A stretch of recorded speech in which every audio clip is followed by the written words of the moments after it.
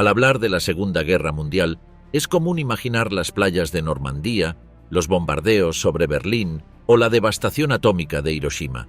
Sin embargo, una de las historias más devastadoras de este conflicto global permanece en gran medida ignorada: la de China, una nación que soportó un sufrimiento inmenso y registró aproximadamente 19,5 millones de muertes durante esos años. China fue uno de los países más afectados por el conflicto, no solo por el enfrentamiento directo con Japón, sino también por las complejas dinámicas internas que moldearon su resistencia.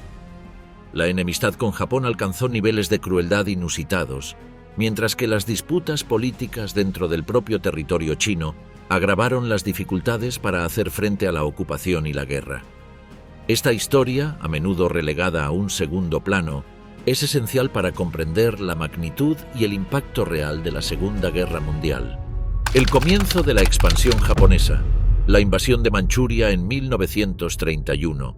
En la década de 1930, el equilibrio de poder en Asia comenzó a cambiar de forma dramática. Japón, una nación en rápida modernización y con crecientes ambiciones expansionistas, puso su atención en Manchuria, una región estratégica en el noreste de China. Rica en recursos naturales y ubicada en una posición clave, Manchuria se convirtió en el primer objetivo en los planes del Imperio japonés para establecerse como la potencia dominante en Asia. China, tras la caída de la dinastía Qing en 1912, se encontraba en una situación de debilidad estructural. Décadas de inestabilidad política y enfrentamientos entre facciones internas habían fragmentado al país. La guerra civil entre los nacionalistas liderados por Chiang Kai-shek y los comunistas bajo Mao Zedong, que estalló en 1927, agravó esta vulnerabilidad. El país, sumido en divisiones internas, ofrecía una oportunidad ideal para que Japón avanzara en sus objetivos estratégicos. Japón, con su economía en expansión, veía en Manchuria una solución a muchos de sus problemas. Los recursos de la región, como el carbón, el hierro y la madera, prometían satisfacer las necesidades de la industria japonesa, mientras que la poca densidad de población ofrecía terreno para la colonización y la expansión agrícola. Además, controlar Manchuria brindaría una ventaja geopolítica al fortalecer su posición frente a posibles rivales en Asia. En septiembre de 1931, el momento decisivo llegó con el incidente de Mukden. Un tramo del ferrocarril del sur de Manchuria, operado por Japón, sufrió una explosión que fue presentada como un ataque de fuerzas chinas. Sin embargo, se trataba de una operación encubierta ejecutada por el ejército de Kwantung, la fuerza japonesa destacada en la región. Este incidente, cuidadosamente planeado, proporcionó el pretexto necesario para justificar una invasión militar. Las tropas japonesas respondieron con rapidez y eficiencia. En cuestión de días, ocuparon importantes ciudades manchurianas, enfrentándose a una resistencia dispersa y mal equipada.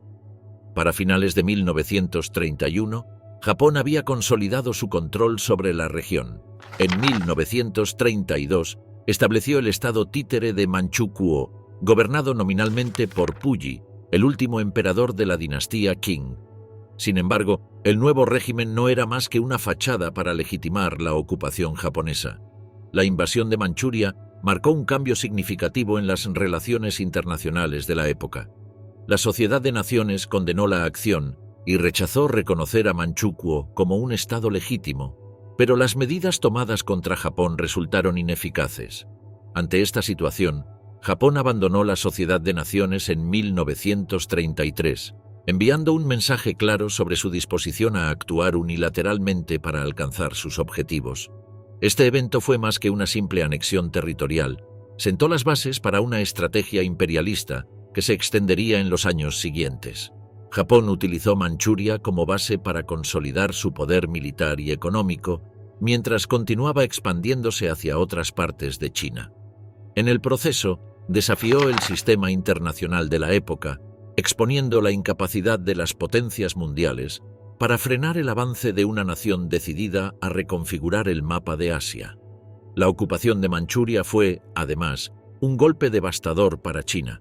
No solo perdió una región clave, sino que la agresión japonesa exacerbó las divisiones internas dificultando cualquier intento de unificación frente al enemigo común. Los nacionalistas y los comunistas siguieron enfrentándose, mientras el país sufría el impacto de la ocupación extranjera.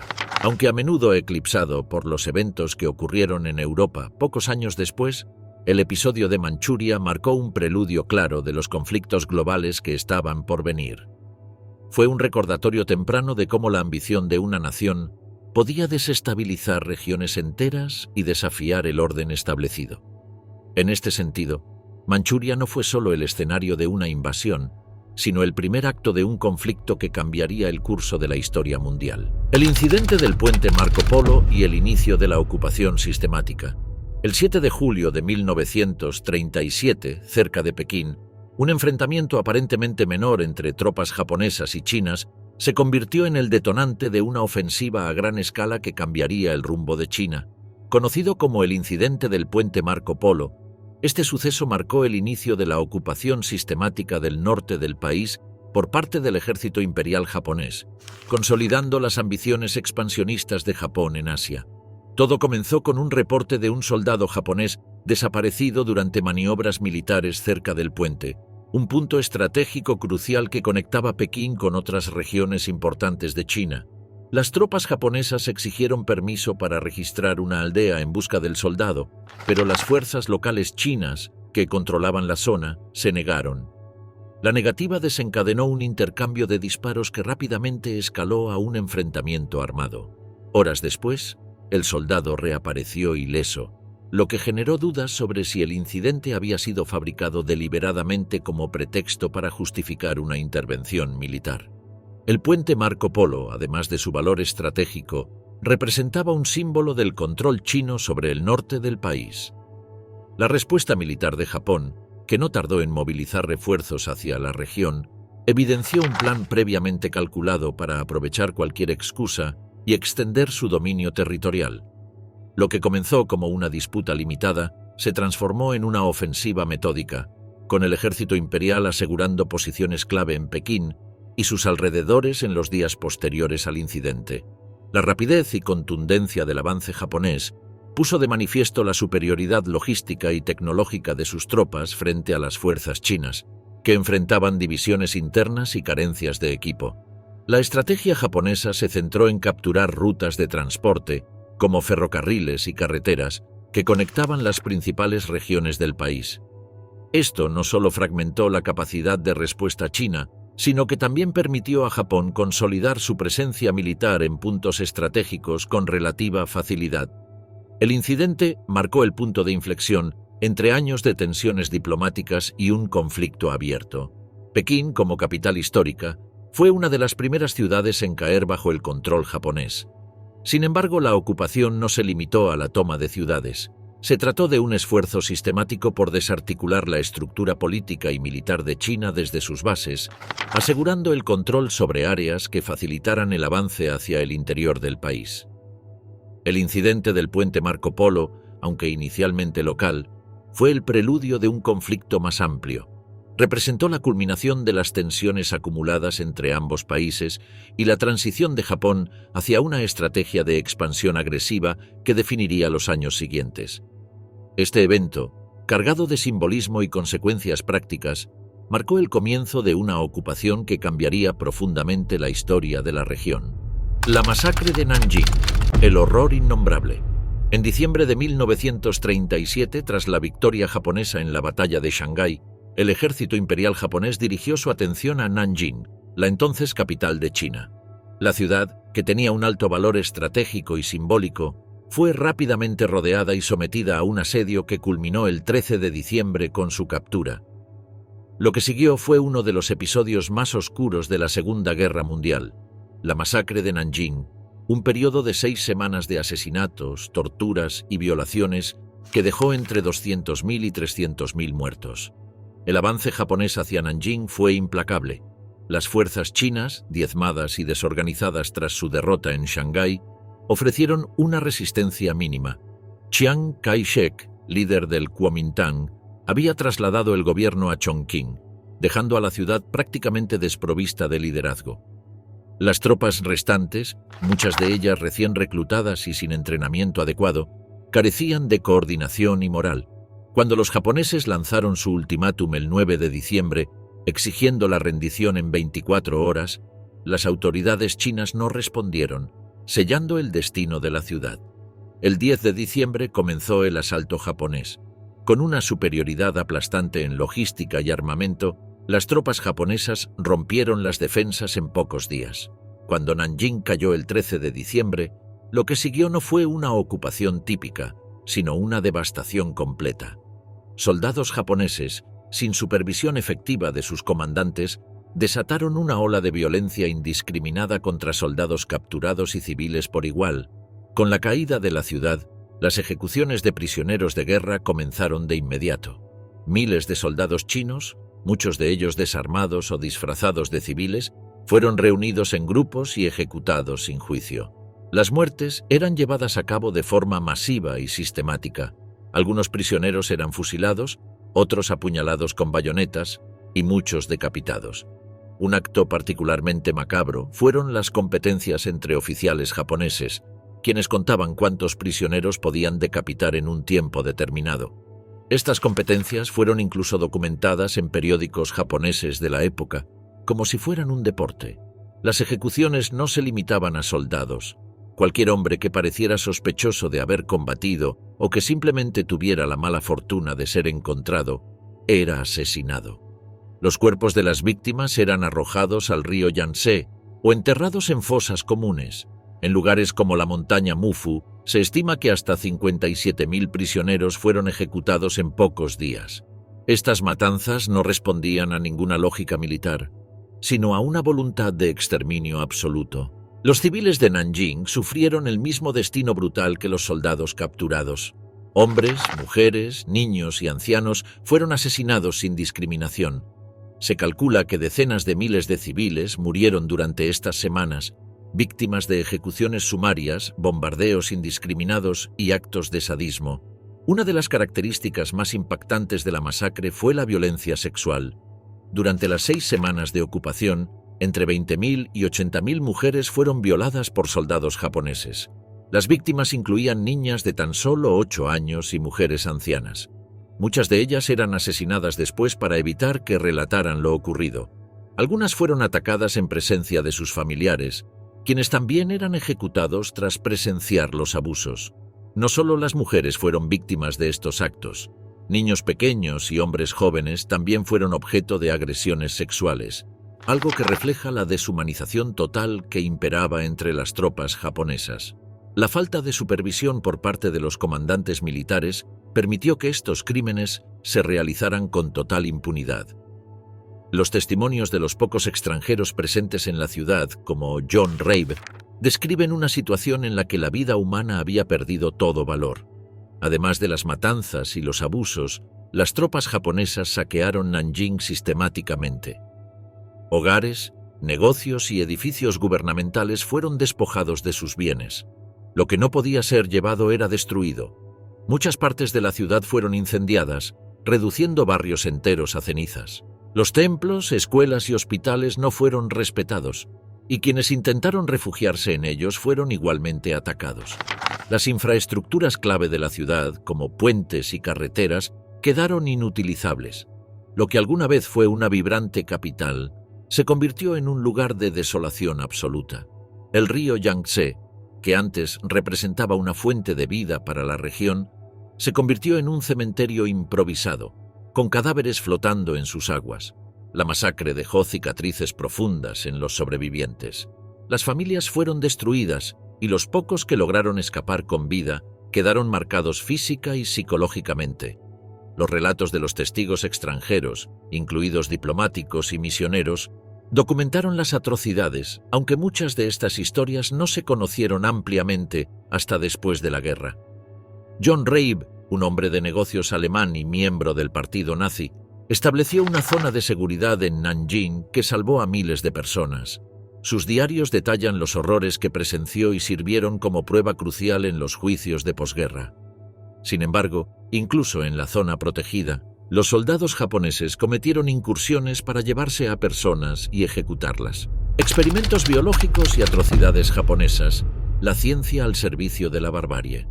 Durante la ocupación japonesa en China, las atrocidades cometidas por el ejército imperial no se limitaron a ejecuciones masivas o violaciones sistemáticas. En paralelo, se desarrollaron experimentos biológicos y químicos que utilizaron a seres humanos como sujetos de pruebas inhumanas, impulsados por la búsqueda de armas que podrían cambiar el curso de la guerra.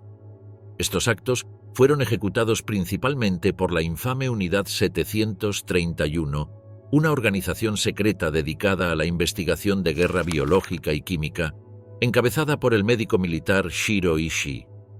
La Unidad 731, oficialmente denominada Departamento de Prevención Epidémica y Purificación de Agua del Ejército de Kwantung, operó principalmente en Harbin, en la región de Manchuria.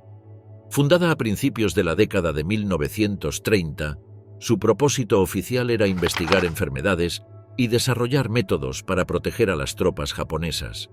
Sin embargo, en secreto, se convirtió en un centro de experimentación humana que empleaba métodos atroces para probar armas biológicas y químicas.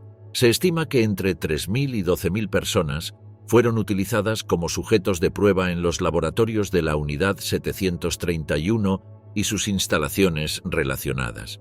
Los prisioneros eran en su mayoría chinos, aunque también incluían a coreanos, mongoles, rusos e incluso algunos prisioneros aliados.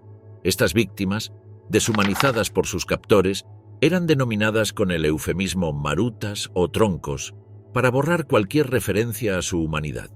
Las experimentaciones realizadas en la Unidad 731 y otros centros afiliados superaron cualquier estándar de crueldad conocido hasta entonces. Las prácticas incluyeron: los prisioneros eran sometidos a operaciones quirúrgicas sin anestesia para estudiar cómo el cuerpo humano respondía a diferentes traumas. Se les amputaban extremidades para observar el desarrollo de infecciones, y en algunos casos, estas extremidades eran reimplantadas en diferentes partes del cuerpo. Otros experimentos incluían la extracción de órganos internos mientras las víctimas estaban conscientes, con el propósito de entender cómo ciertas enfermedades afectaban los órganos vitales. Los científicos infectaban a los prisioneros con patógenos mortales como la peste bubónica, el cólera, la fiebre tifoidea y el ántrax. Luego observaban el progreso de las enfermedades sin proporcionar tratamiento, documentando los síntomas hasta que los sujetos fallecían. En ocasiones, los prisioneros eran infectados intencionalmente con múltiples enfermedades para analizar interacciones entre diferentes patógenos.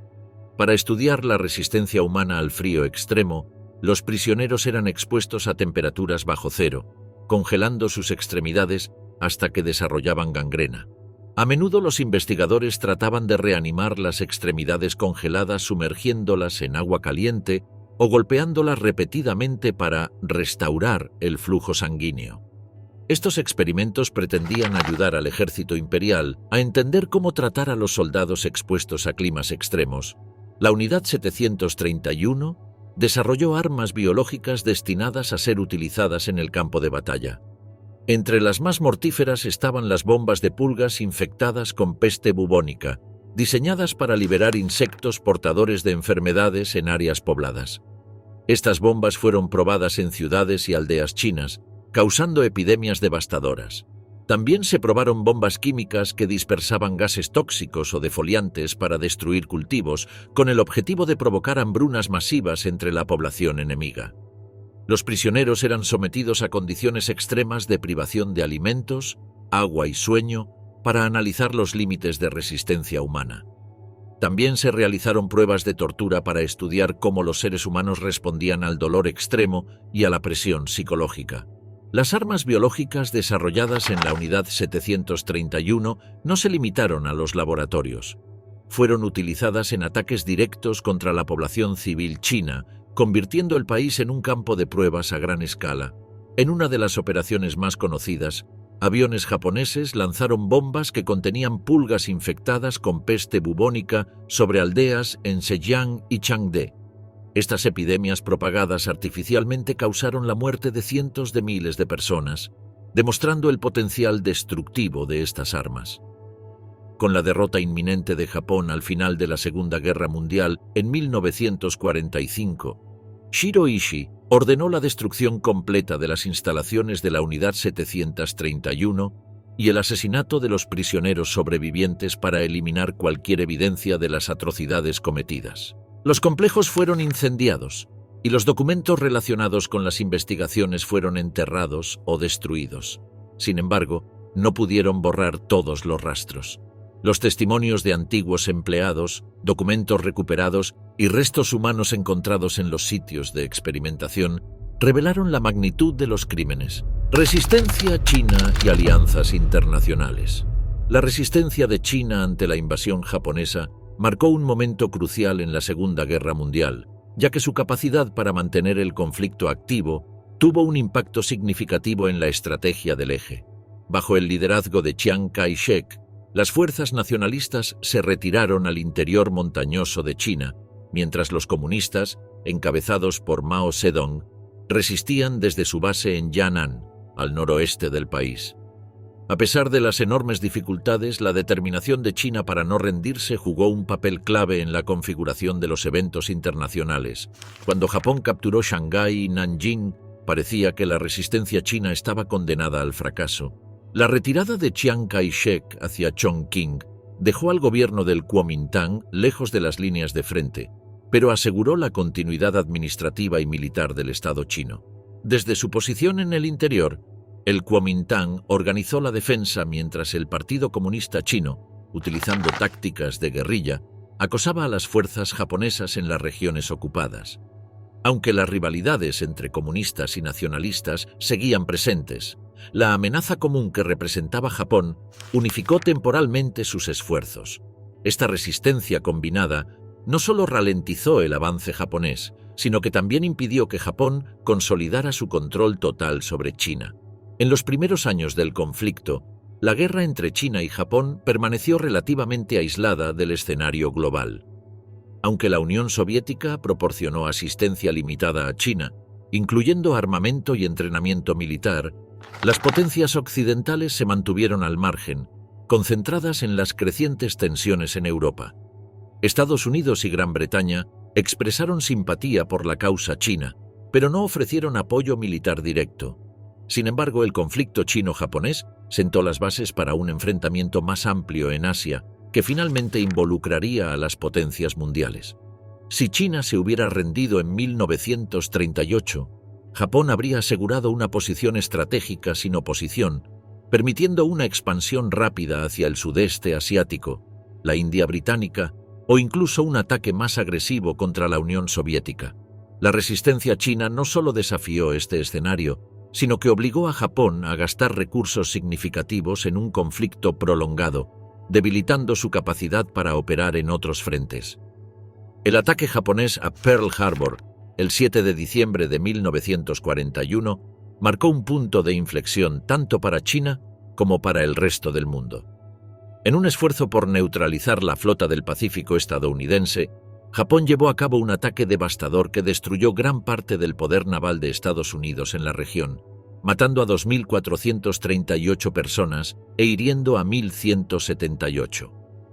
Aunque inicialmente efectivo, este ataque unió a Estados Unidos en su decisión de entrar en la guerra. Con Estados Unidos formalmente involucrado, el conflicto en Asia dejó de ser un enfrentamiento regional. Japón se enfrentaba ahora a un enemigo con recursos industriales incomparables, capaz de renovar su fuerza militar a un ritmo que Tokio no podía igualar. Este cambio estratégico benefició directamente a China, que pasó a ser un aliado clave en el esfuerzo bélico aliado. La entrada de Estados Unidos en la guerra fortaleció la posición de China. Bajo el liderazgo del presidente Franklin D. Roosevelt, Estados Unidos buscó convertir a China en un pilar fundamental del esfuerzo aliado en Asia. Aunque el apoyo militar directo en el terreno era limitado, Estados Unidos proporcionó recursos esenciales, incluidos armamento, suministros y asesoramiento estratégico. Uno de los gestos más simbólicos de esta alianza fue la Conferencia de El Cairo en noviembre de 1943, donde Chiang Kai-shek se unió a Roosevelt y Winston Churchill para discutir la estrategia aliada en Asia. Este evento posicionó a China como uno de los 4 grandes aliados, junto con Estados Unidos, Gran Bretaña y la Unión Soviética, y consolidó su papel en el orden mundial emergente. El apoyo estadounidense también incluyó la creación de los Tigres Voladores, un grupo de pilotos estadounidenses que lucharon en China antes de la entrada oficial de Estados Unidos en la guerra. Estos aviadores ayudaron a proteger las rutas de suministro y atacaron objetivos japoneses, proporcionando un respiro a las fuerzas chinas. Sin embargo, este apoyo no estuvo exento de limitaciones. Mientras que China soportaba la carga de la ocupación japonesa, los recursos aliados se concentraban principalmente en Europa y en el Pacífico. Esto dejó a China luchando con recursos insuficientes y obligada a mantener la resistencia contra un enemigo que, aunque debilitado, seguía siendo formidable. La resistencia china obligó a Japón a luchar en múltiples frentes, dividiendo sus recursos y debilitando su capacidad para sostener una guerra prolongada. Entre 1942 y 1943, el alto mando japonés redujo sus operaciones ofensivas en China para centrarse en su conflicto con Estados Unidos en el Pacífico. Esto permitió a China consolidar su posición defensiva y continuar hostigando a las fuerzas japonesas. Al final, la resistencia china fue un factor decisivo en la derrota de Japón. Si bien las potencias occidentales jugaron un papel crucial en el teatro del Pacífico, la persistencia de China aseguró que Japón nunca pudiera estabilizar su control en Asia continental. Además, el papel de China en la Segunda Guerra Mundial sentó las bases para su estatus como una de las potencias victoriosas, consolidando su posición en el nuevo orden mundial. El fin de la guerra y la rendición de Japón.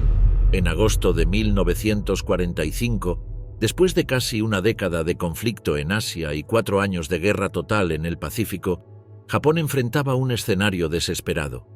La derrota de Alemania en mayo de ese mismo año había dejado a Japón como la última potencia del eje en combate, mientras las fuerzas aliadas intensificaban la presión militar en múltiples frentes. Los eventos de ese verano culminaron en la rendición de Japón, poniendo fin a uno de los capítulos más devastadores de la historia moderna. El 9 de agosto de 1945, la Unión Soviética cumplió su promesa de intervenir contra Japón tras la derrota de Alemania. En una operación militar de gran escala, el Ejército Rojo invadió Manchuria, donde el Ejército Kwantung, la principal fuerza japonesa en Asia continental, había sido estacionado para defender los intereses del imperio. La ofensiva soviética, que incluyó ataques coordinados desde Mongolia y el este de Siberia, fue devastadora.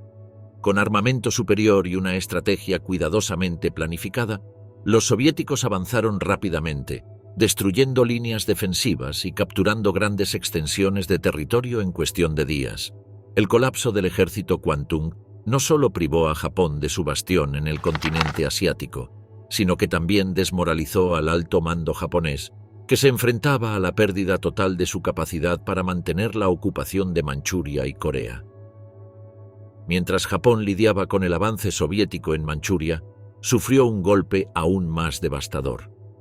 El 6 de agosto de 1945, un bombardero estadounidense lanzó la primera bomba atómica sobre la ciudad de Hiroshima, matando instantáneamente a decenas de miles de personas y destruyendo gran parte de la ciudad. 3 días después, el 9 de agosto, una segunda bomba fue lanzada sobre Nagasaki, causando una destrucción similar. Aunque Japón ya estaba en una posición extremadamente vulnerable, estos ataques representaron una nueva dimensión de destrucción que dejó claro que la guerra no podía continuar. Las bombas atómicas no solo aniquilaron ciudades enteras, sino que también subrayaron la incapacidad de Japón para resistir frente al poder industrial y militar de los aliados. Con el Ejército Rojo avanzando rápidamente en Manchuria y la amenaza de más bombardeos atómicos, el emperador Hirohito tomó una decisión que cambiaría el curso de la historia japonesa. A pesar de la resistencia inicial dentro del alto mando militar, Hirohito intervino directamente para aprobar la rendición incondicional. En un mensaje de radio dirigido a la nación el 15 de agosto de 1945, el emperador anunció que Japón se rendiría, marcando la primera vez que la mayoría de los ciudadanos japoneses escucharon su voz. El anuncio puso fin a una guerra que había devastado Japón y gran parte de Asia. El 2 de septiembre de 1945, en la bahía de Tokio, los representantes del gobierno japonés firmaron oficialmente el acta de rendición a bordo del USS Missouri. con delegados de los aliados, incluidos Estados Unidos, Gran Bretaña, China y la Unión Soviética, presentes. En Asia continental, la rendición de Japón tuvo un impacto inmediato. Más de 1 millón de soldados japoneses estacionados en China se entregaron al gobierno del Kuomintang. Este evento no solo marcó el fin de la ocupación japonesa en China, sino también el inicio de un complejo proceso de transición política y social. Los soldados rendidos fueron repatriados a Japón en los años siguientes, mientras China intentaba reconstruir su nación tras años de devastación. Las últimas batallas del conflicto tuvieron lugar en las provincias de Hunan y Guangxi, donde las tropas japonesas intentaron resistir en sus últimas posiciones antes de recibir la orden de rendición. Sin embargo, para entonces, la resistencia japonesa era simbólica, y la rendición en masa marcó el final de la guerra en Asia. Con la rendición de Japón, terminó oficialmente la Segunda Guerra Mundial, pero las secuelas del conflicto continuaron resonando durante décadas. En China, la guerra dejó millones de muertos, una economía en ruinas y profundas divisiones políticas entre el Kuomintang y los comunistas, que poco después se enfrentarían en una guerra civil. En Japón, la rendición marcó el fin del periodo imperial militarista y el inicio de una ocupación dirigida por Estados Unidos, que buscaba reformar la sociedad japonesa y garantizar que nunca más representara una amenaza para la paz mundial. La devastación de Hiroshima y Nagasaki, junto con los horrores de la guerra, dejaron una huella imborrable en la memoria colectiva del mundo. La Segunda Guerra Mundial transformó a China de manera irreversible y definió su papel en el escenario global. Como una de las primeras víctimas del expansionismo japonés, China soportó enormes pérdidas humanas y materiales, pero su resistencia fue crucial para la derrota de Japón. Al mantener ocupado al ejército japonés durante años, China debilitó su capacidad para concentrar fuerzas en otros frentes, facilitando la estrategia aliada en el Pacífico. La guerra alteró profundamente el panorama político chino. La cooperación temporal entre el Kuomintang y el Partido Comunista Chino contra Japón no evitó que el conflicto agravara sus diferencias. La victoria contra Japón no fue suficiente para unificar al país, y las divisiones culminaron en la eventual victoria comunista en 1949, estableciendo un nuevo orden político. En el ámbito internacional, la participación de China como uno de los aliados consolidó su posición global. La guerra le otorgó un lugar en las potencias victoriosas y un asiento permanente en el Consejo de Seguridad de las Naciones Unidas, reflejando su importancia estratégica. En años recientes, China ha reconocido el sacrificio de todos los que participaron en la resistencia, tanto comunistas como nacionalistas. Este reconocimiento marca un esfuerzo por reconciliar su historia y honrar a quienes lucharon por la independencia nacional. La Segunda Guerra Mundial no solo redefinió a China, sino que también destacó su capacidad para resistir y superar adversidades históricas.